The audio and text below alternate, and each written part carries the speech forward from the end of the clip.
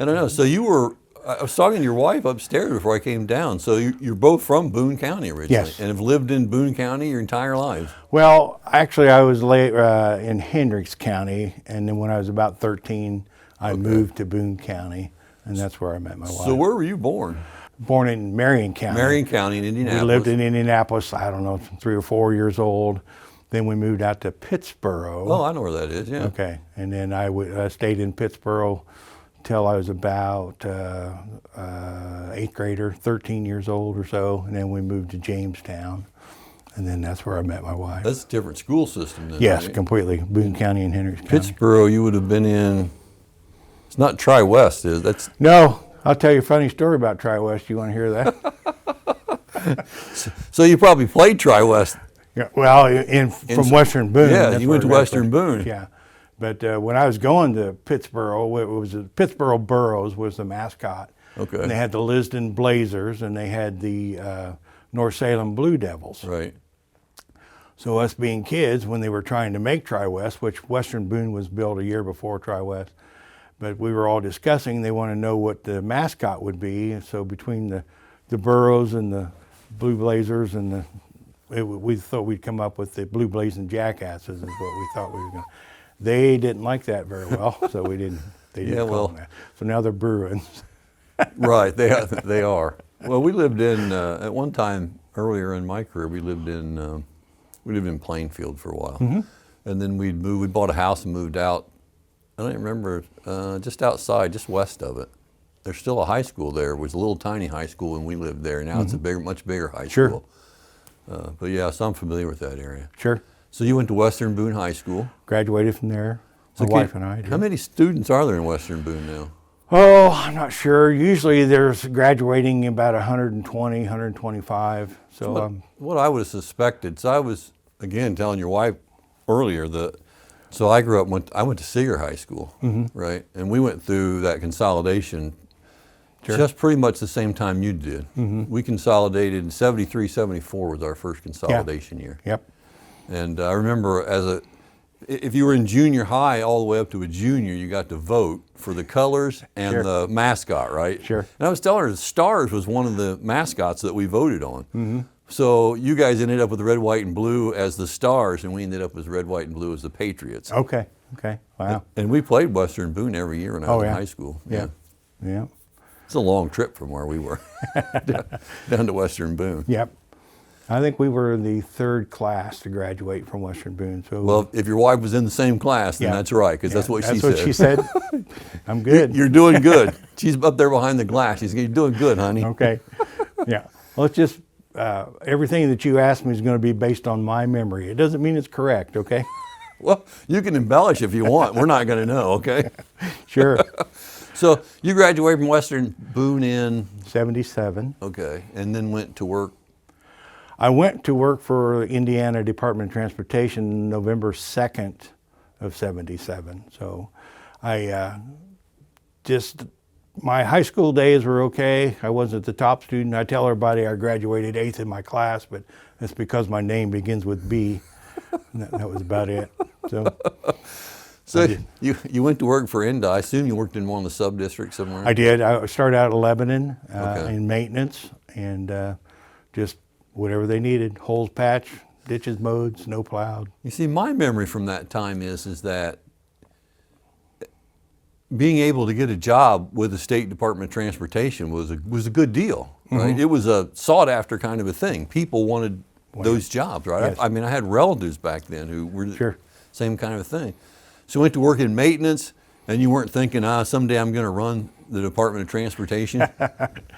Well, let's go back to the hiring first. The first thing you had to do to get hired was you had a 5x7 card. It had to have all the precinct committeemen sign their name on it.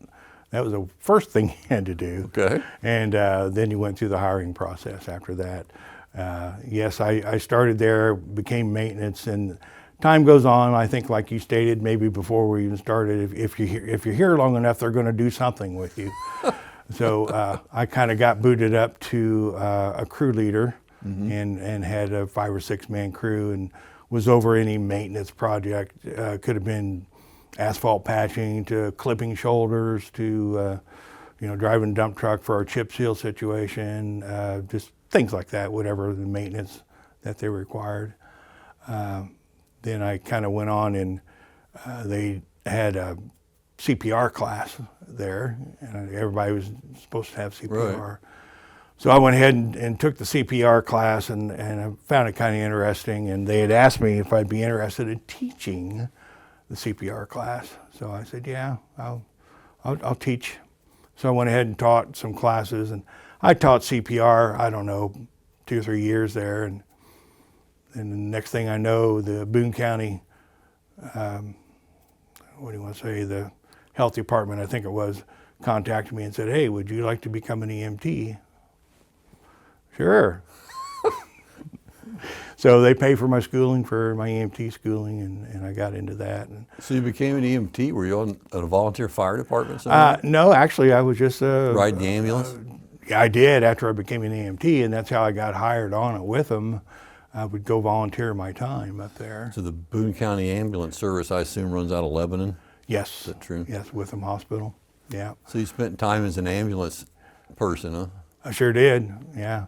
And along with that, they would always call down to our bay and say, hey, we need help in surgery. So I'd go up and hold somebody's leg or help, retract or do whatever while they were working on surgery. Or We're talking about the hospital, right? Oh, yeah. We was at the hospital. So anything that if the doctor was in the room, it was great. I could do anything he told me to do. Now, out on the street, I was BLS, I wasn't ALS. Right. So I couldn't give you an aspirin on the street. Right. But once you got into the hospital, we were stitching people up and helping in surgeries, delivering babies. Well, we could deliver babies on the street. You never had that experience yourself? Oh, yeah. You've been through, okay. So you have delivered babies.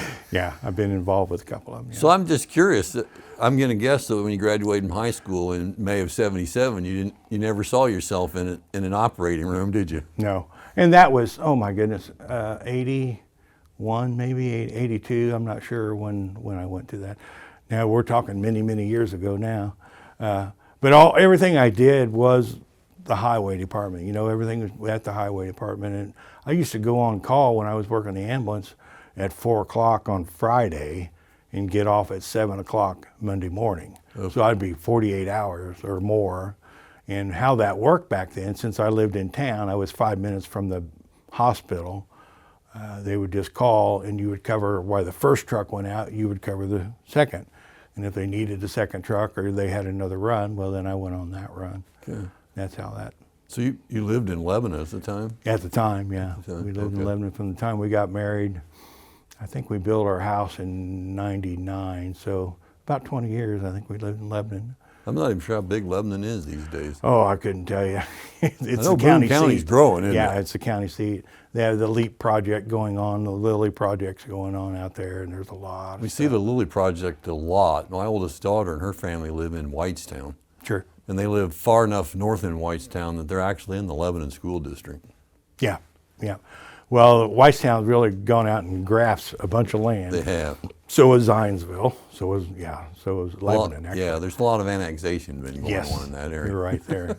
Yes, you're right there. So when I first got out of the police academy, Whitestown was a 4-way stop with maybe a small grocery store and a tavern.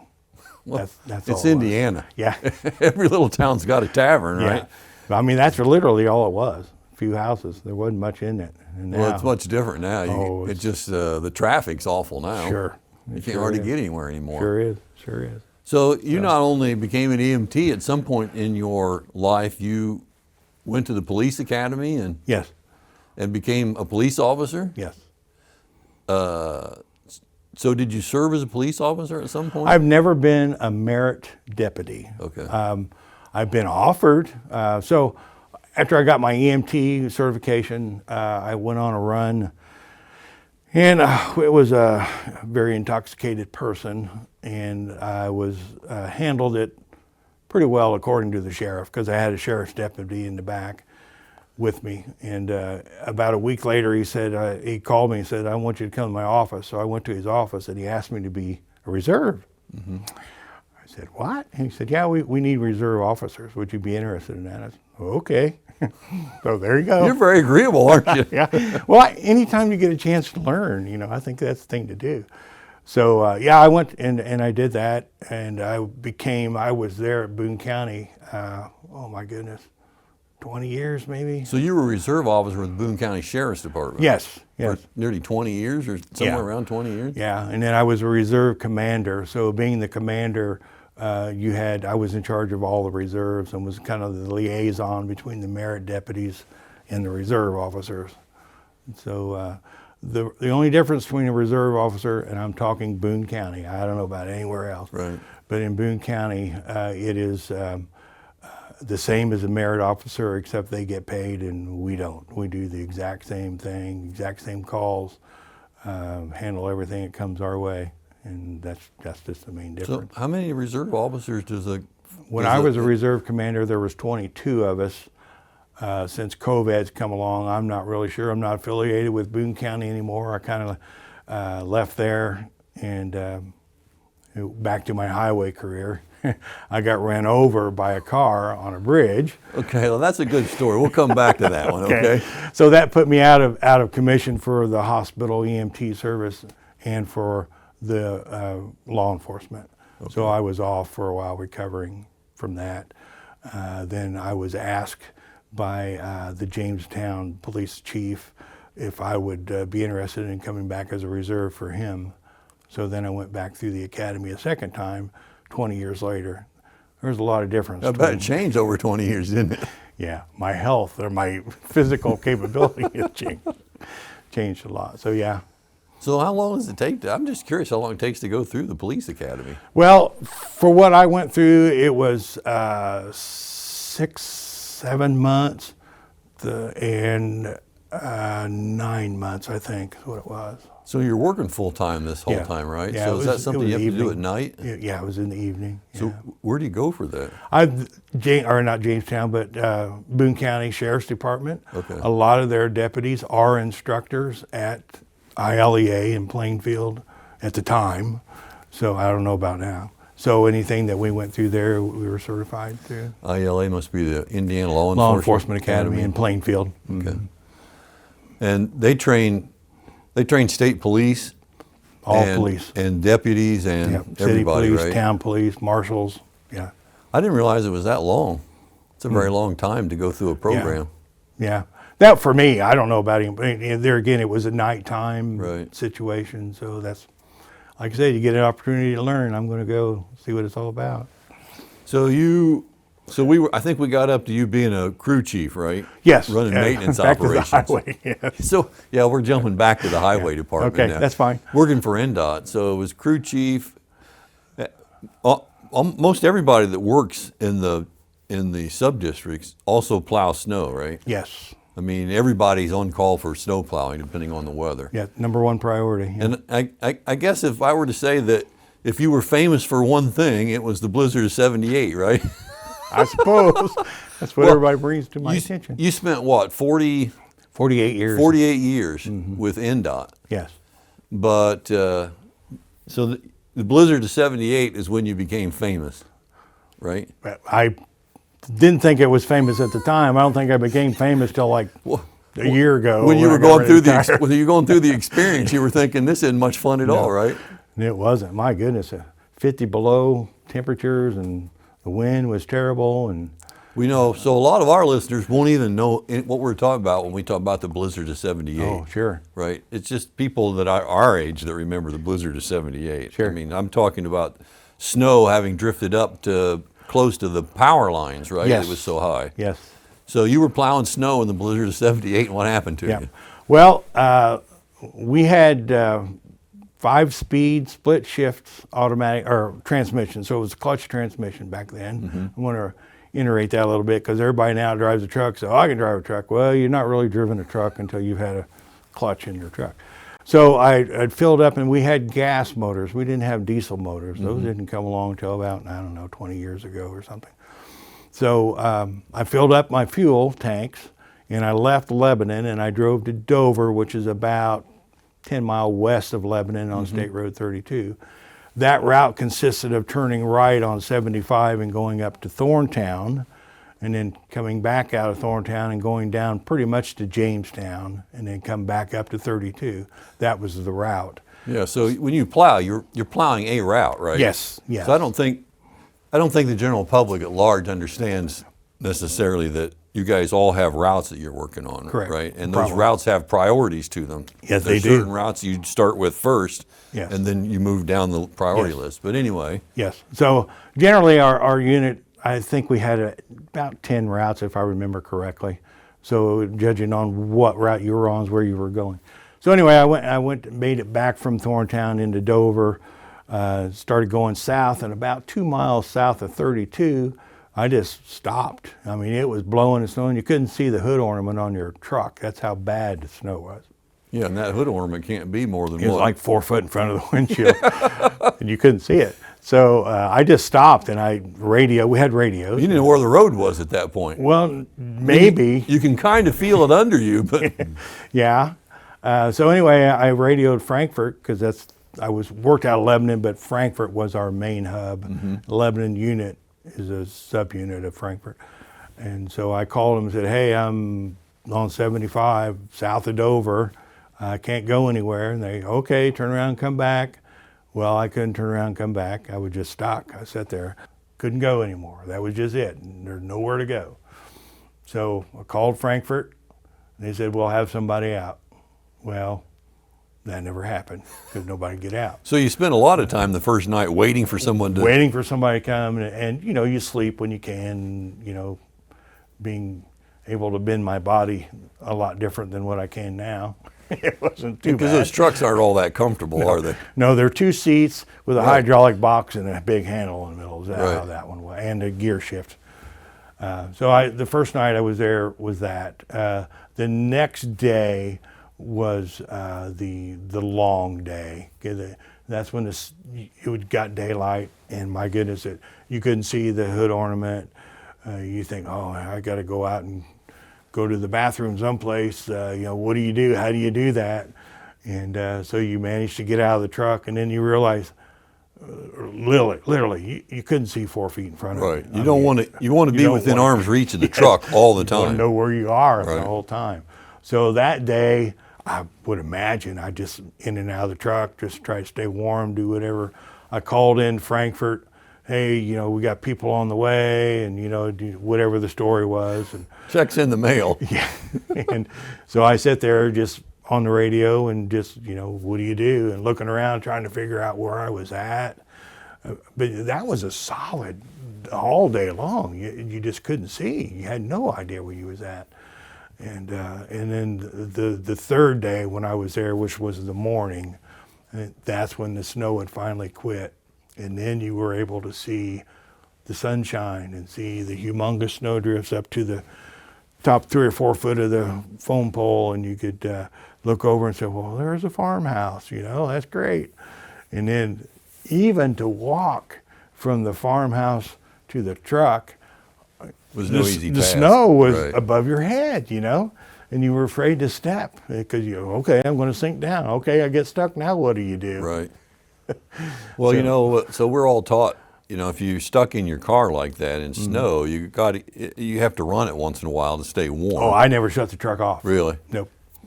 Which means you got to make sure the exhaust keeps cleared. Absolutely. In the case of a truck, the exhausts are Right. above you, right? So Right. it's not Yeah, as there were critical. stacks coming out of the Yeah. top. But in your case, the snow was starting to come Over the top. over the top of the truck, right? Yeah, yeah.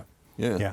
Now it kind of kept it melted and stuff. I mean, obviously I checked when I could check, but yeah, you're right. You had to make sure, and you know, that thought crossed your mind. I hope I wake up alive and not dead. But yeah, that's kind of what I did the morning of the third day. And then, like I said, it seemed like it took forever to leave the truck and get back to the house. Yeah. And then when we got into the house, you know, breakfast, and then we look out, and on the way back out of the house, the snowblower, the tractor had already been around the truck.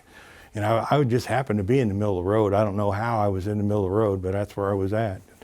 And so, you know, I was able to back up and turn around, and nothing like trying to back up a snowplow, you know, 12-foot blade in front of you, and Right. that catches the snow, and it makes you slip and slide Right. and go around and whatever. So So you spent 3 days in the cab of that truck. I did. And the morning of the third day, the sun was out. It was a beautiful day. I would never forget that. And had somebody, and you get out on the driver's side. I was going south, so everything from the west of where the snow was coming in, Right. it had blown up over the truck, in front of the truck, and behind the truck. So I had like a little alcove that I could kind of get out on. So the farmer, whose house wasn't 100 feet away, but you couldn't see it, he come out and said, "Are you all right?" I said, "Yep, I'm fine." He said, "Are you hungry?" I said, "Yes, sir." So he come in and he fixed me some breakfast. Really? And I radioed Frankfurt, said, "I'm out of the truck.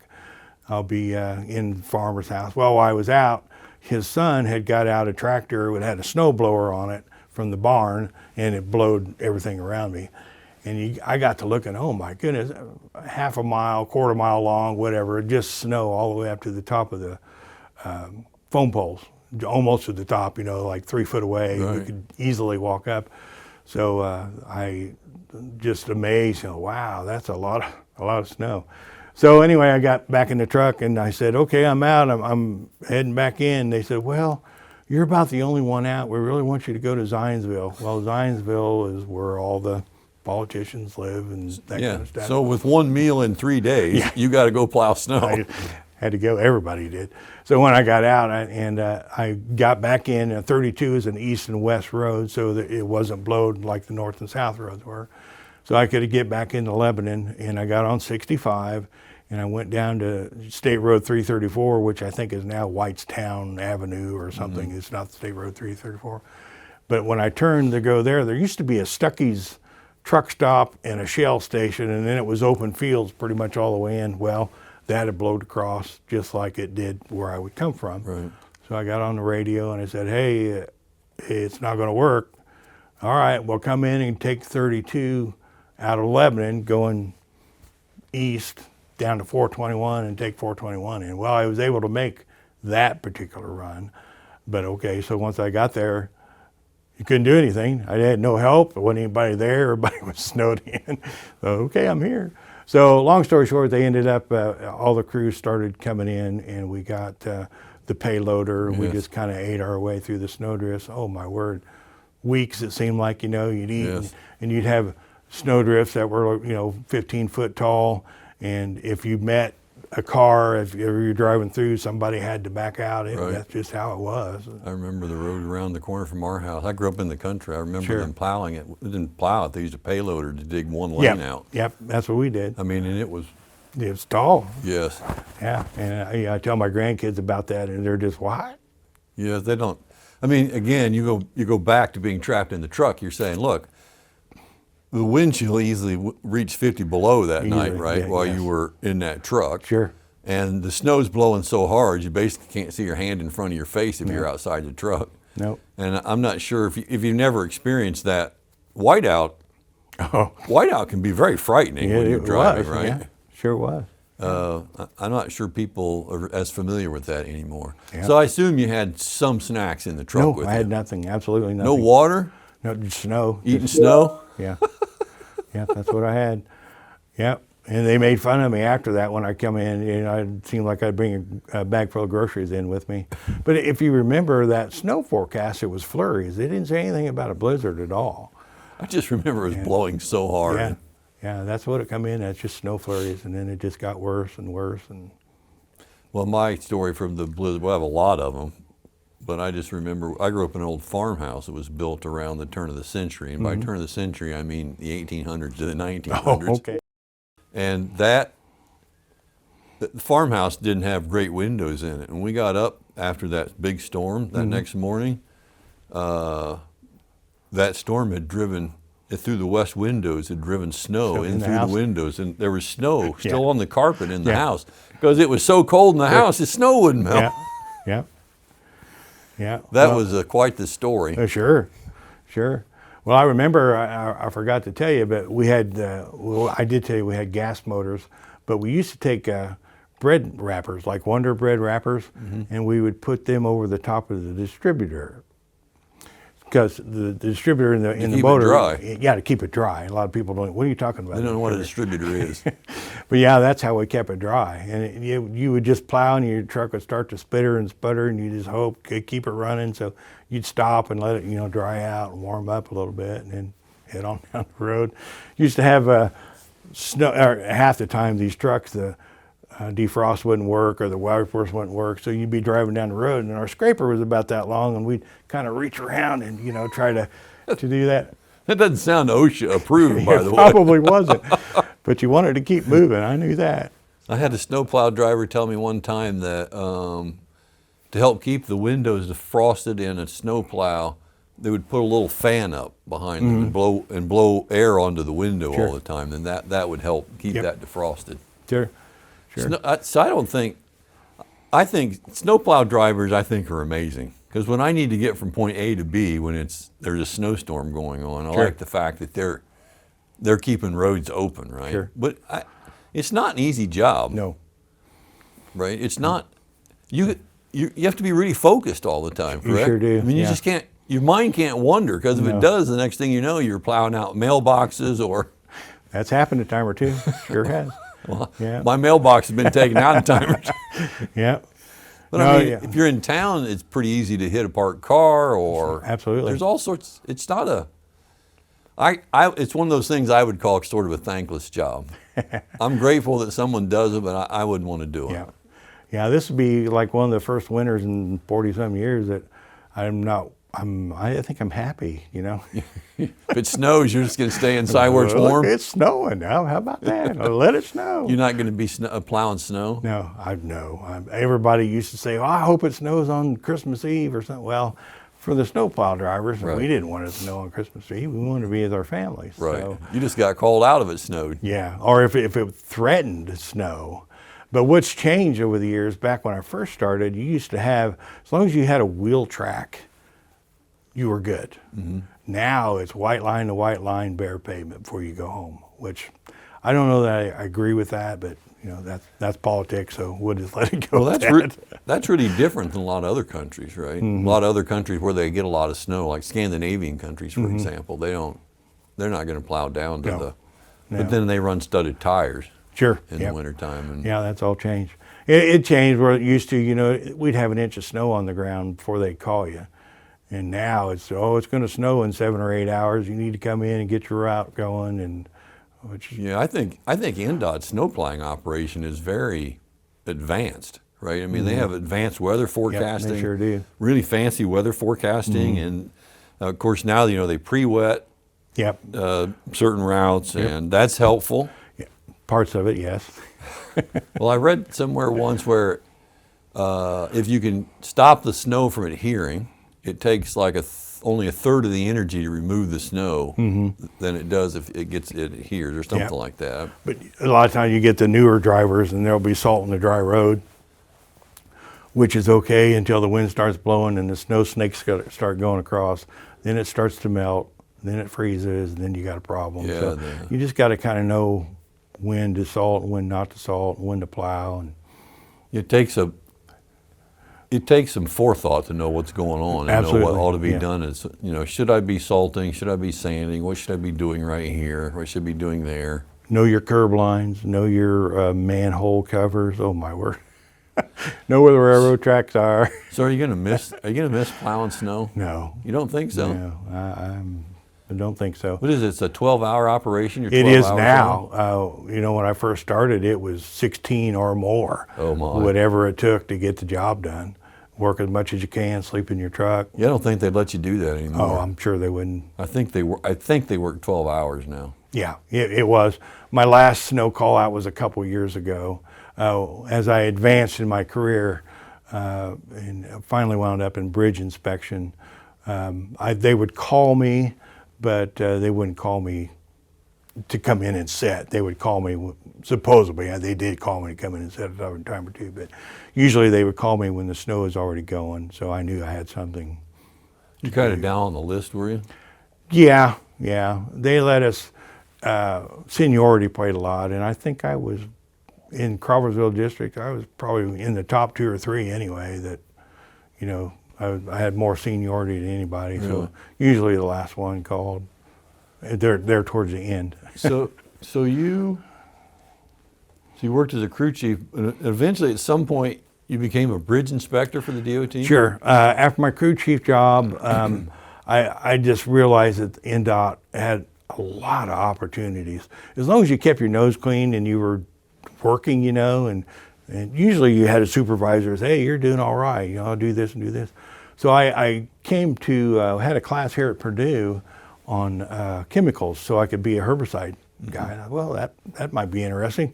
It's a little grade above what I'm doing, and I just got to go in and spray some weeds and that kind of stuff. So I come to Purdue and I got my license certification, and I did that for a few years, and then I got a chance to be a heavy equipment operator.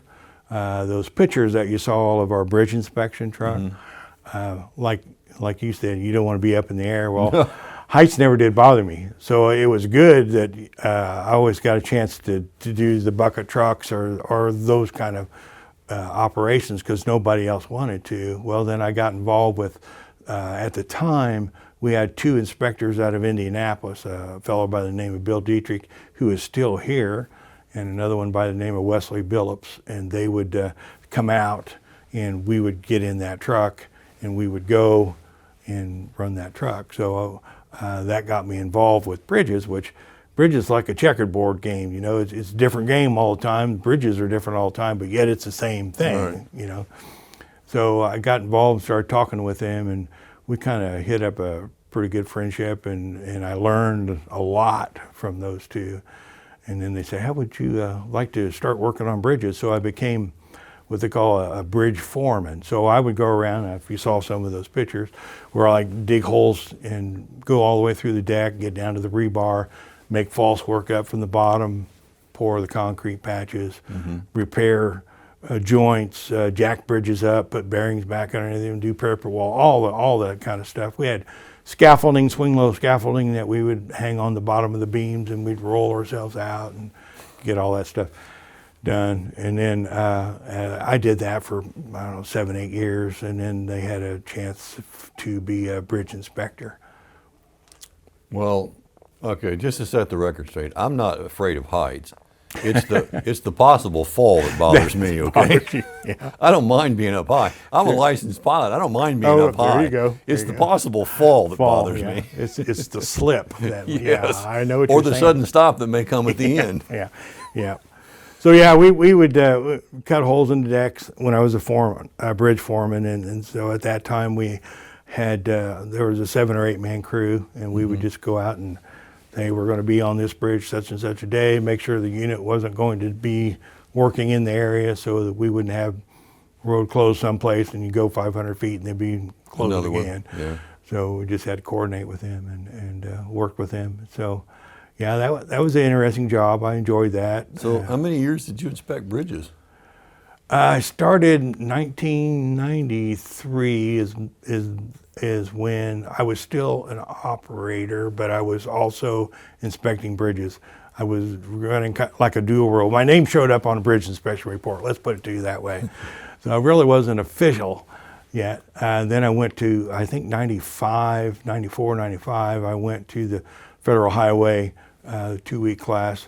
For Indiana, you need to be a registered engineer, and you have to have the Federal Highway class. Right. For a guy like me, you had to have 5 years of inspection and the Federal Highway class. And then since I did that, over the years, they've changed, like you have to have fracture critical class now, and you got a lot more training than what it was when I first started. Some of that training's done here through Yes. the Esprite. Yes. Right. Esprite is a great place. Oh my word. So you've been there. Oh, absolutely, yeah. We went over to Professor Bowen, is it Bowen, I think? Professor Bowen. Connor. Connor, yes, it Yes. was. And oh my word, we'd go in there and we'd go in and he'd give us a beam and say, here's a crack, and we'd have to fix it or, drill holes to arrest the crack. Right. And so we learned a lot of stuff, my goodness. And that Esprite, if you go to the land over there, which I'm sure you have. I've been there. Okay, so they had the actual bridge that Right. broke, and They you get do. to see. The Minnesota I-35 West Bridge. Absolutely, They have, yeah. they have the parts that failed there. Yes, yeah. Along with some other things that's They do have some other things. So when you go through one of those classes at Esbright, did they put you up in the bucket? Because they have, steel beams and stuff built up in Sure. the air, so you can get in the bucket and you can go up. Yeah. And it's kind of realistic. Yeah, oh yeah. And they tell you, okay, there's 4 cracks up there right here. Find them. Yes. I think sometimes it's hard to find. They are. They're Some of hard them to are find hairline. cracks in Yeah, steel. you just got to know where to look. What one of the things I was going to tell you was what was amazing when I first started doing this back in the early '90s with Bill Dietrich. We would spend, like out here on the Wabash River Bridge or over here on the Wabash River Bridge, we'd spend a week, maybe a week and a half. We'd look at everything from joint to joint. And then when Professor Connor got involved, well, you don't really need to look at this area. This is more compression than it is in tension. And so we would look and oh my goodness, we're maybe a day or maybe a half a day on a structure. We would just go to the hot spots. And what they're starting to do now is they're trying to get these drones in. Have you seen the drone inspections?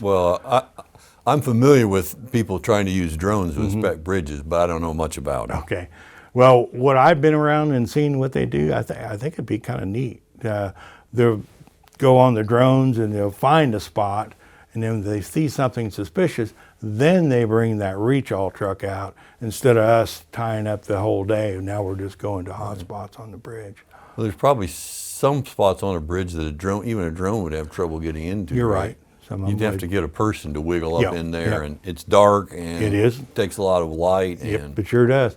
And you don't want to get too much light because then it floods it out and you can't see anything that you're looking at. so, did you like inspecting bridges? Oh, absolutely. Sure did. That was. So, in your mind, what is the funnest bridge you've ever inspected? Oh, funnest bridge I've ever inspected. Like a big one. You were really high off the water. Oh, It was. well, you saw the pictures on that one that we found that humongous crack on. It went all the way through. Those girders were 6 foot.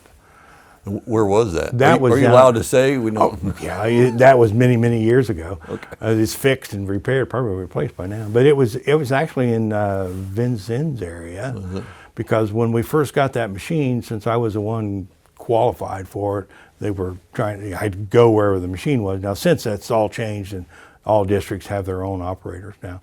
But yeah, that was, if I remember, like 130 foot in the air, and those beams were 6 foot deep. And what brought that, I can't say I found it, what brought it to the attention was there was a truck driver, if I remember the story correctly, from California that was crossing the sister bridge. And he was looking over at that bridge, and a semi went over, and you saw how tall that crack was. Well, that crack went like this and closed.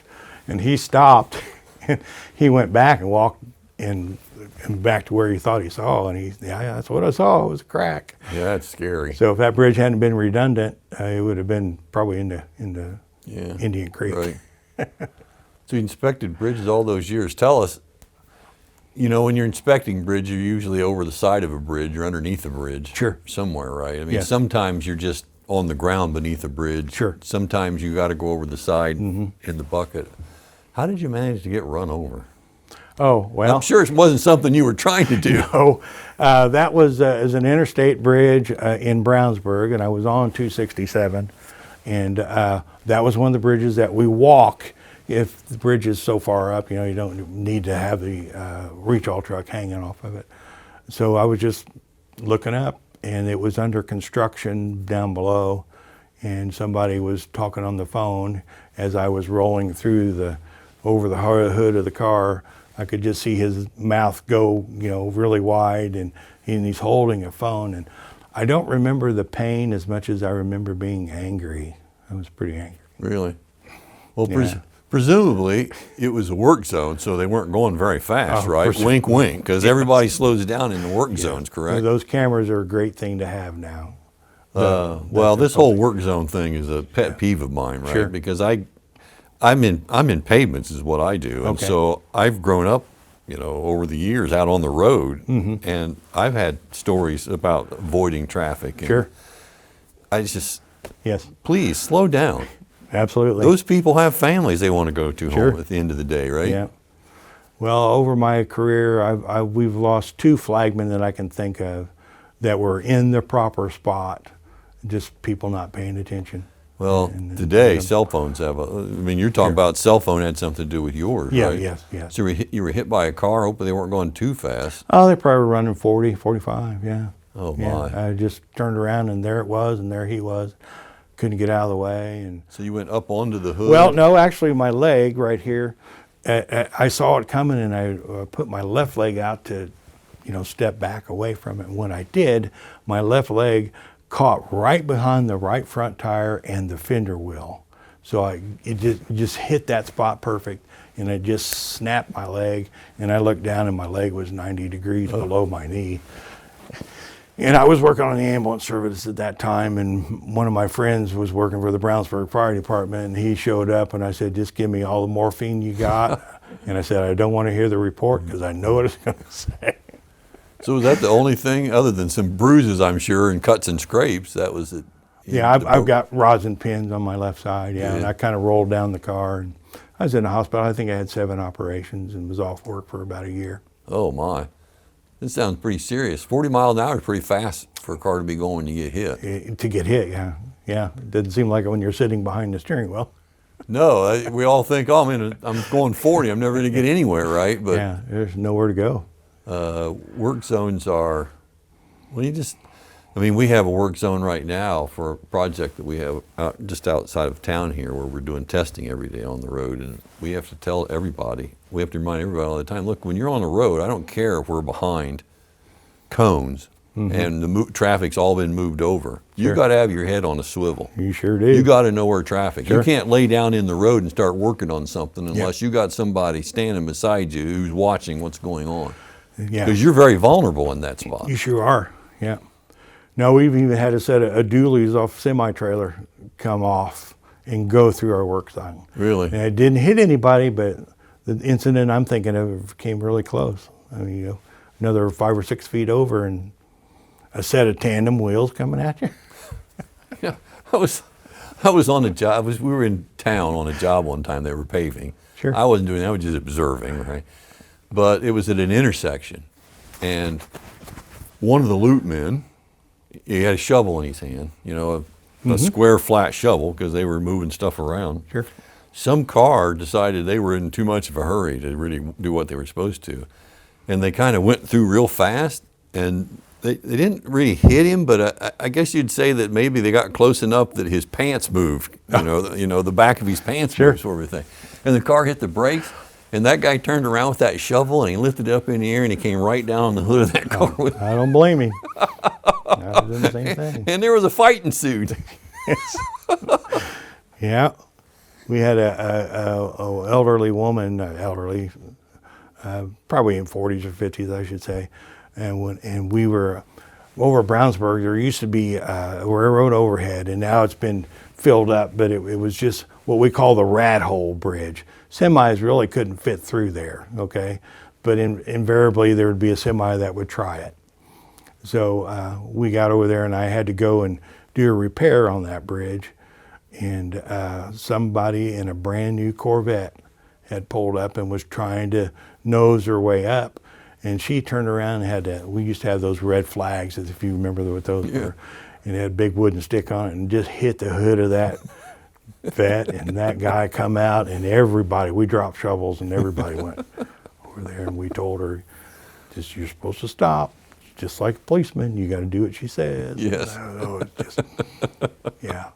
Stuff like that. We could swap stories all day from the road. You probably have even more than I do. You spent more time out on it than I have, or on bridges. Yes. And different things. Yes. Well, you're in a hospital is a long time. You basically kind of had to learn to re-walk then, huh? Pretty much. I was in rehab, I think, for about a year, a little bit less. And I still have some problem today with some stuff. But I think so. A lot of that's arthritis and whatever. But I try to stay busy. I've been playing pickleball a lot for the last year or two. And the secret to pickleball is find a place in the court and reach. And you're not moving much? I'm not running a lot. I do run, but So I've never played pickleball, and I still refuse to play because in my mind it's something that older people do, and I'm not there yet, okay? I'm not playing older people games anymore. Sure. Yeah. So you were in the hospital for a year, came back, started inspecting bridges again? Yeah, and what was funny was the bridge that I inspected was the bridge I got Was it? red on. Yeah, it was the very first bridge I went to. When I come back out, it was just everything had gotten done, and you know the contract was done. So I'd inspect bridges and give them a rating, and then I would recommend that the repair for them, and then it would then go to the asset engineer who would figure out where the monies were and that kind of stuff, and run through all the hoops that they had to run through. So yeah, it just worked out. That was when I got back. That was the first bridge I went to, and I said, "Oh, you're kidding me!" And nope. So we have a podcast, and I think what we're really trying to do is we're trying to reach younger people. We're trying to reach, high school kids, maybe people who are just out of high school, to give them an indication that life isn't about knowing today where you want to be even tomorrow or the next day. It's about making sure that you do the things you need to do so that you're prepared for the opportunities that come your way. I mean, I suppose today people would say that I have a career, right? I've been 30 years in an academic career, sort of a thing. Okay. I never started out to do that, right? I'm just a farm kid from West Central Indiana. Sure. So I'm just really curious, right? If I'm an 18-year-old kid and I'm in my last year of high school, and I'm thinking, what am I going to do when I get out of school? Obviously, you went to work for INDOT. After 48 years with INDOT, if I said to you, Dan, just kind of summarize for me what that experience has been like for you. What are you going to tell me? Generally, it was great. The opportunities were there. Like I said, if you kept your nose clean and you worked and you showed a little bit of interest, there's construction, there's maintenance, there's administration, there's a lot of different stuff you can go in, and in each one of those particular categories, you can always find something to do in. So, I think INDOT was just a great career choice for me. I knew the college wasn't. I think after I got married, I went to IU, and I didn't like it. I'm not a college person. It's IU, okay. Well, you know what I'm saying. I probably did the same thing at Purdue. But what I'm saying is I just didn't like that. I want to be hands-on. I want to learn and do that. I don't want to sit and listen to somebody lecture and then take notes and then take a test. And I don't want to just lecture. Okay, well, but that's what I liked about going to Professor Connor's lab. We had hands-on, and everything you did was there. That's what I liked about the police academy. It was hands-on. You just learned and right or wrong, and then you got it all figured out. So So over 48 years, you've worked for INDOT for 48 years for that one entity, and managed to raise a family. Sure. Now you have grandchildren, and I mean that's kind of, at least our generation, we would tell people that's what life is, right? Yeah. That's what life. The working for INDOT is what you did so that you could live. Yeah. While you were doing what you really wanted to do, which was raise those kids. Well, that's true. I really want to raise kids. Now, I always say I had the chance to be a deputy, but the thing was, the deputies didn't pay near what I was making at INDOT. Right. Not that INDOT was great pay. I'm not saying that. I'm just saying that the chance was there. I actually got hired on as a Lebanon City firefighter for one day. I went through all their agility tests and did everything, and I got it. They brought me in. I started my shift. Fire chief calls me in the office and says, I got some bad news. I said, what? He said, you didn't pass your physical. I said, what? He said, your eyesight was 2300 and you have to have 2200, or vice versa, whatever it was. I just remember something like that. And I looked at him and he goes, I know what you're going to say. When you go in a fire, you can't see your hand in front of your face, so what difference does it make? He said, the bottom line is that's what you have to have. Right. You can work, you're hired, but you won't get a pension when you retire. And I said, well, okay, enough said. So at the time, and when I left INDOT, my goodness, I had well over 200 days on the books, and they'll only pay you for 30 days. So it's like I give them a year's pay when I left. Really? But it was just like, I'd taken my like a week's vacation when I first started. Just something told me, well, just go on vacation, try to get some more money out of the state, So that's what I did. And when they told me that, so it worked out good where I hadn't left my job yet, so I could go back, and nobody was any of the wiser. So It's safe to tell everybody now, yeah, right? you can do it now. Yeah, Now that you're retired. I'm done. Well, I mean, you make a good point, right? If you want to become a millionaire, you're probably not going to do that working for the No. State Department of Transportation. But let's face it, you're probably not going to do that working for anybody. Probably not. Unless you can play in the NBA Yeah, or something something like like that. that. But Yeah. that's not most of us. But you can make a pretty good living Yeah. out of it, right? Yeah. What the state did, they started, I think, the year I retired or maybe before. But when you turned 65 at the state, you could start drawing your pension, and you could still work if you wanted to work. So I worked. You know, they hey, you want to come back? And so I was drawing my regular pay, and I had a take-home vehicle, and I was getting my pension. So, you know, my last year, I was Doing all right? doing really well. Man, if I was that important, why didn't you tell me that 20 years ago, you know? Why didn't you give me that 20 years ago? So now that you're retired, what do you do? I do a lot of police work. I started a program where I check on the elderly people in our small town, and we have a food bank in our small town, and so basically once a week, once every 2 weeks. I don't have a set schedule because I don't want, you know, somebody saying, hey, you weren't here last Thursday, Right. like you would have been. So I do a lot of their elderly checkups, and I've done everything from hang curtains to bake cookies. You know, the elderly, hey, what are you doing? Would you help me do this? And I like doing that. Or would you go to the pharmacy and get my drugs? So I'll go get their drugs, or I'll deliver groceries. I do a lot of that. And then my wife always has a to-do list, and when I get it done, I call it my to-da list. It's done. So. But you're doing wellness checks on elderly. Sure. Yes. I just, hey, how you doing? And just a quick conversation just gives me a heads up as they're okay, or if I get a run there and I'll know, well, you weren't acting that way when I saw you last week. You know, what's Or if you going on? smell gas, you know, there's a problem. Something like that. Sure. Well, that's nice. I assume that's just a volunteer thing. You're just Yeah. trying to help out. Anything police-wise, I haven't got I say I haven't ever been paid. I think I got $25 for a Western Boone football game one time, but generally it's just all volunteer. That's a lot of years to volunteer your time. You spend a lot of time volunteering in community, haven't Yes, you? I'm very community orientated. I think that's the way everybody should be. Help your community. That's what you're on earth for, I think, just to help people. Well, that could be. How big is your town? Town of Advance is about 500 people. That's where I'm at currently. Is it? And there's a little Granville Wells Elementary School, and it has about 500 students. So I always equate to that school would, you know, go to our town. So.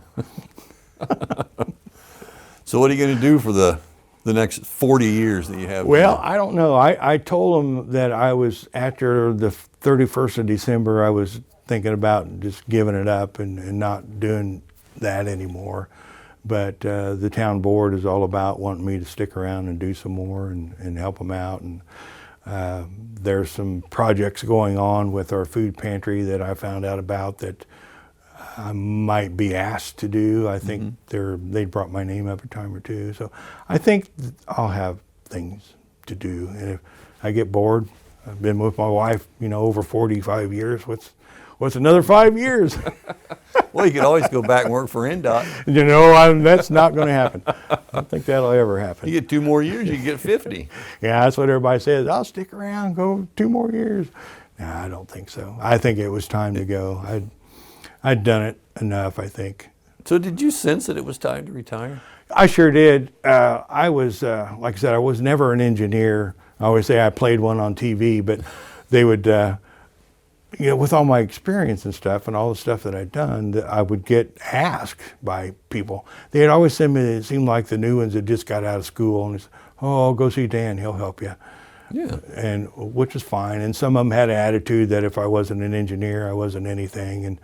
And then I always laughed because, okay, if that's what you want to do. I just thinking, okay, if that's what you want to do. And then about 7 or 8 months later, it seems like they'd be knocking on my door going, hey, remember this? Or how did that happen? Or what's going on with this structure. So you just chronologize everything. You know, you go out and you look at a bridge. I could drive over a bridge and say, oh yeah, that's a steel beam or that's a concrete arch. I knew all the mile markers. I knew all the creek names, and I knew where the problems were. And you probably remember that forever. There'll be a day where you'll have trouble remembering your name, but you remember all that stuff. I think so. Yeah.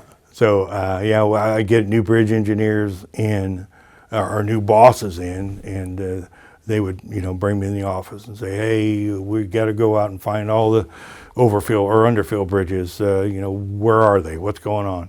So over the time, you know, they developed a great database, but then people come in and start changing databases, and things don't work or didn't get transferred from this database to this database. INDOT has a lot of databases. Yeah, and that's where I think I come into play a lot of time. Well, go get Dan, he'll tell you. It's funny you say that, right? Every fall at the university, I teach pavement design. Sure. And one of the things I always tell the students is that when you construct a pavement or anything, a bridge, anything, Sure. you have to document as constructed. Yep. Right? Because Yep. there are changes made to things. You have plans, Sure. but there are changes made Sure. during construction. That has to be documented. Because if you don't, what happens is you get into a situation where you're at this agency and you own all these bridges or all this pavement, but nobody knows exactly what's there. And until someone says, like you're saying, someone say, you know what, Dan's been here, 70 years. Go ask him. He can tell you. Yeah. And you become the database. Yeah, that's what happened. Right, and we can't have that, right? It's got to be somewhere that everybody, because Dan's going to retire one day. He doesn't want to do that anymore. Yeah. Like I say, the first time I retired or was getting ready to leave, it was like, well, we want you to come back. Will you come back? Especially on our bridge inspection machine. I was the only one in the district that could run that machine. There was nobody else qualified to run that machine. So it was like, yeah, okay. So I left for a month or two, and I come back, and I give them one more year. And that was the year that they were letting me have my pay and my pension. I was going to say, you thought you were going to retire, and then you saw the to-do list that you had at home, and you went back to work, Changed right? my mind, yeah. But there's a lot of institutional knowledge that goes with people who've worked for a Department of Transportation, whether it's the State Department or it's a county or a city or a town or whatever. You get all that knowledge invested in one person. That one person becomes very valuable then. Sure. Right? But they don't pay you. Well, they take good care of you.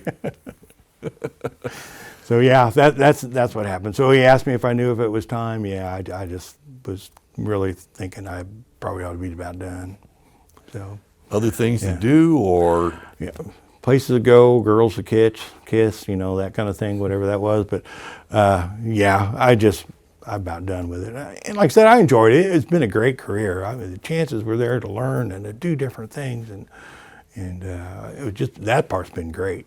Yeah, Well, I'm always interested in people's lives. I'm one of those people that think everybody has a story in their life, right? Sure.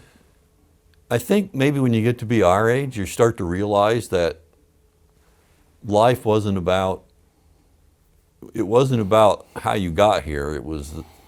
Is that you got here, right? It's just, and what you do while you're here. right. I think at 18 we had dreams about. Oh yeah. We were going to grow up, and I don't know. Some people grow up, they're going to change the world. Some people are going to build great buildings or do whatever. And in the end, I mean, I think if someone were to ask us, what's the greatest accomplishment that you have in life? Me, I would point to my children, my grandchildren. My family. All right. That's where I was going to go. After all these years, Yeah. right? Yeah. All the work that you spent at INDOT, all the roads you plowed, 3 days, right? Stuck in a truck in a blizzard, couldn't see basically the hood of the truck.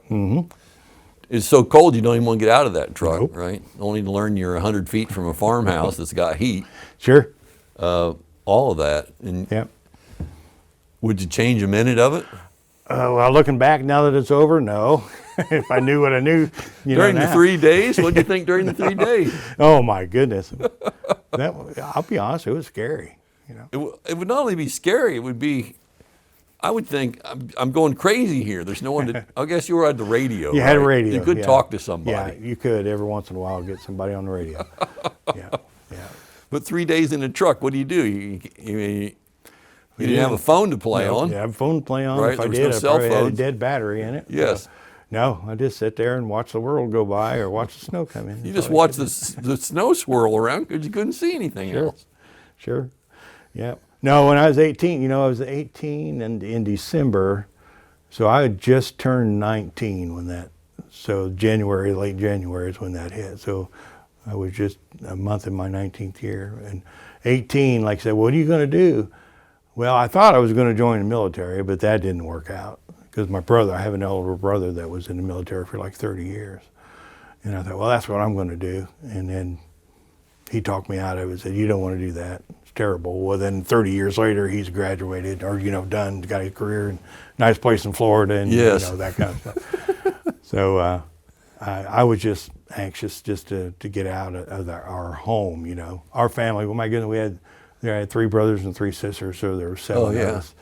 And the oldest one took care of the youngest ones. And when that one went away, well, then the next in line step up. And it was getting to be my turn, and I still had, 3 sisters or 2 sisters and 3 brothers at home. And I thought, oh man, I don't know that I want to do this. I want to get out and get on my own and do that. So you got out and got stuck in a snowplow at 19, right? But I tell you, I was tickled to have a job and be able to support myself. But my goodness, these kids these days, they'd rather sit on their phone or watch, their computer screen.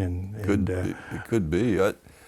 I mean, if you look, INDOT still, they're hiring now, right? Sure. As well as, it's not only INDOT, it's, any public agency like that are always hiring. It's hard for them to find people, right? People that want to work, yeah. Yeah, to have people come in, but there's a lot of opportunity there. Yeah.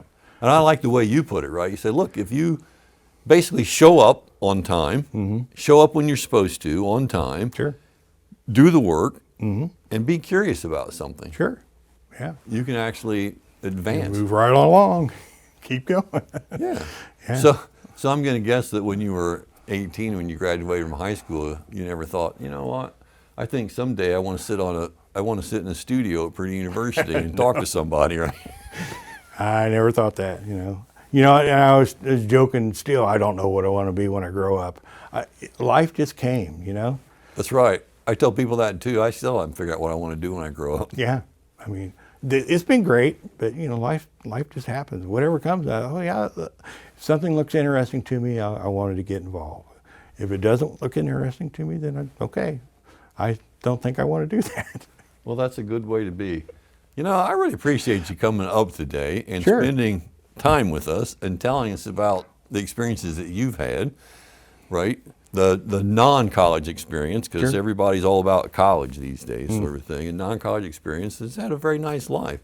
And you're famous, right?